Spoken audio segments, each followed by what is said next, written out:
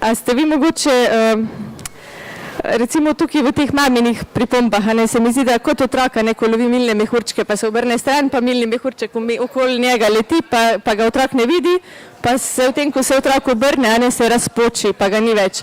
Mogoče tudi mi v življenju večkrat izgubimo kako pomembno priložnost, ko gledamo v napačno smer ali pa razmišljamo o tem, kje je Wi-Fi ali pa kje v Jobcu je treba iti iskati, pa take stvari. Nam mogoče lahko to razložite, kaj pravi Sveto pismo, recimo o teh Martah in Marijah, ki smo mi vsi v bistvu? Aha, to je bilo zdaj dolgovotveno vprašanje, v redu, čisto drugo smer sem se pripravljal.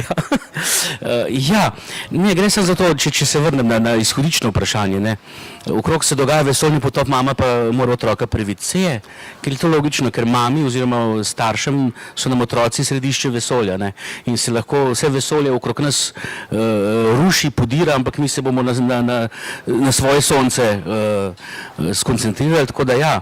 Je pa seveda to tudi zabavno, kadarkoli mi se kam odpravljamo, ker nas je veliko, pa ko spakiramo, je res, kad bi se pripravljal v vesoljni potop, toliko stvari vzamemo s sabo, ampak mama še zmeraj prinese še eno vrečko, pa še nekaj, tako naprej. To so te stvari, se pravi, mi vsi, vsak od nas ima svoje vesolje, vsak od nas ima svoje osebno stvarjenje, svoj oseben prehod skozi rdeče boje, imamo svoje vesoljne potope, svoje babilonske stolpe, vse to je v našem vesolju, v teh naših drobnih vsakdanjih. Nam se vsak dan zgodi zgodovina. Mi vsako jutro začnemo iz nule iz nič in pridemo spet nazaj, odpremo oči in jih spet zapremo, ko gremo spat. In se v tem enem dnevu se na nek način zgodi celotna zgodovina. Tako jaz to, kadar se spravljam kaj razmišljati, pisati, doživljam. Se pravi, da v enem dnevu je teh milijarde let noter. In če to vzameš, potem vidiš, kako so neke stvari nepomembne, kako se pehamo za nekimi stvarmi, ki so popolnoma nepomembne. Če bi bilo res moje življenje ali pa zgodovina sveta en dan, kako pomembno je potem to, da se tistem dnevu, ne vem, otrok nasmehne. Potem je to. Potem je to ta mavrca, ki se je na koncu vesoljnega potopa razpela čez to potopljeno zemljo. In če začneš tako razmišljati, potem odpadejo vse te grozne stvari, ki nam povzamejo toliko neke pozornosti, toliko dobre volje, toliko neke energije.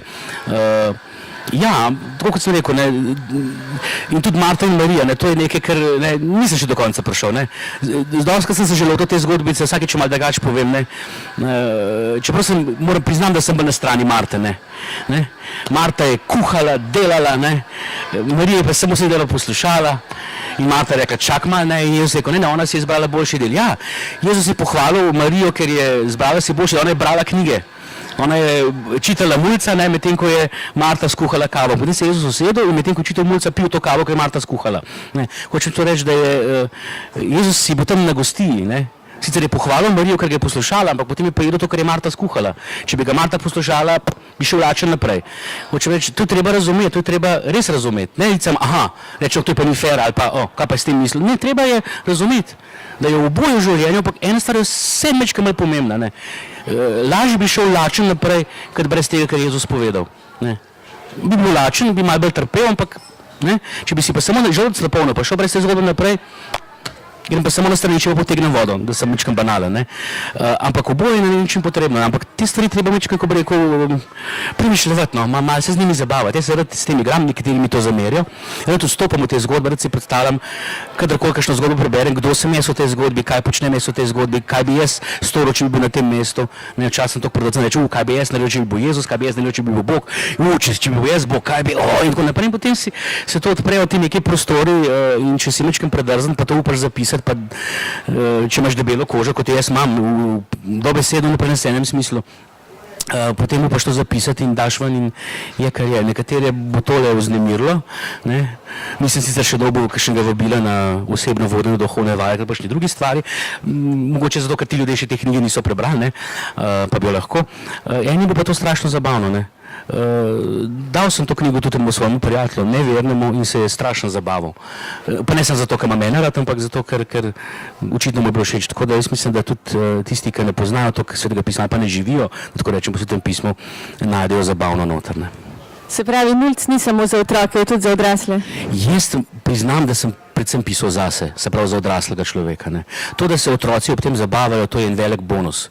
Da se kakšen odrasel zraven zabava, je še večji bonus, ampak v bistvu, mislim, predvsej zadnje čase tudi pišem, kot se to reče, za otroke, ampak jaz ne pišem za otroke, jaz pišem za tega otroka, ki je v meni noter. In jaz mislim, da tudi vsak pravi avtor pravzaprav piše v prvi vrsti zase. Mislim, tisti, ki piše po naročilu, zato da bo nekomu ustregel, ne gre reklame pisati. Ne. Pišeš zase, se mi zdi, zase, za tega otroka, ki ga imaš v sebi, in če drugi tega otroka prepoznajo, ga čutijo na enak način, imaš pa publiko, ki to bere. Tako da, ja. Če zaključiva še s koncem knjige, kjer ugotovimo v bistvu, da je to bila vse, kar se je dogajalo skozi strip, da je bila to pripoved, s katero je hotel Mulc dokazati svojemu župniku, da pozna zelo dobro osnove krščanske vere, svetopismo. In župnik ga je pa spraševal zaradi tega, ker je testiral, če je Mulc že zrel za to, da bi šel k Birmi. Pa me zanima še za konec, recimo, kaj je pomembno, da gre človek v Birmi, da lahko ga spustimo. Je to poznavanje svetega pisma, da znamo našteti 10 božjih zapovedi ali kaj drugega? Mater, to je pa vprašanje za škofa, ne za me. Da najprej pojasnim, ta konc je čisto zaradi tega, da sem samega sebe, oziroma da sem si roke umil, prav po pilatovsko. Ker sem rekel, sigurno se bodo zgražali, kaj se Mulc počne skozi svetopismo, skozi staro in novo zavezo, in sem mogel to nekako upravičiti, da to ni prav zares res, se pravi, to je zgodba, ki je on napletel, ko je govoril razne stvari za to, da ob spraševanju za Birmo. Zdaj, kaj treba za Birmo znati? Pravzaprav nič. Za Birmo je treba samo vedeti, kaj si, kdo si in komu boš posvetil svoje življenje. In nobeno znanje za to ni potrebno. Enkrat sem srečal enega župnika in ga izmeri, da imam priliko javno pohvalim, ker je rekel, da on od svojih otrok, teh učencev oziroma veroučencev, ki grejo k Birmi, ne zahteva katekizenskega znanja, ampak jih pelje v cerkev in mora našteti vse svetnike, ki so v cerkvi.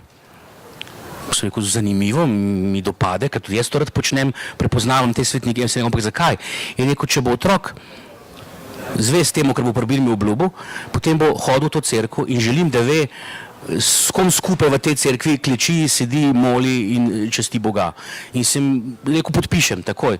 Mi je to veliko bolj pomembno, kot pa to, da on zna našteti vse te, če bi se mi šli zdaj, najbolj res katekizenski kviz, ne s temi naštete 10 zapovedi, če bi šli malo barune stvari, ki bi jih mi kakor morali vedeti, katekizensko znanje, ne pridemo dosti daleč. Če začnemo, ne vem, pri 6 resnic se že malo stavi, če se kakšna telesna, duhovna dela usmiljena, Roman bi znal našteti. Ja, veš, se že ustavi, ampak je to pomembno, na nek način je, če rešuješ križem, ko je, če pa rešuješ človeško življenje, pa ni važen, ali ti znaš našteti duhovna ali pa telesna dela usmiljanja, važno, da ti si sposoben ta telesna duhovna dela usmiljanja izvesti, izraziti, narediti. Se pravi, to znanje je samo neka formalnost, tako da meni se otroci, ki so tako stari, zelo smilijo, ravno so v obdobju, ko jih življenje razganjajo, hormoni jih razganjajo, potem jih pa mi s temi nekimi svojimi ibungami probamo omejiti in zapreti in se mi smilijo. Jaz bi to premaknil ali na začetek ali pa na konc, ampak dobro, nisem škof.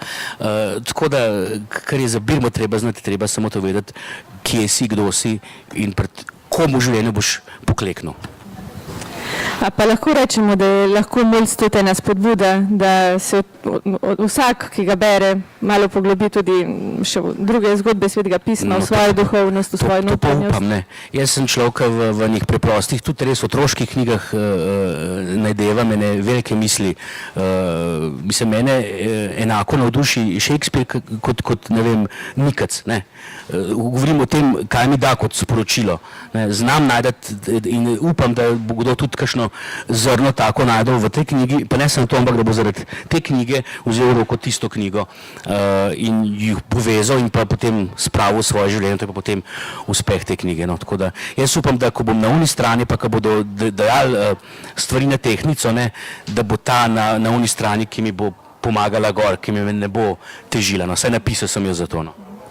Najlepša hvala.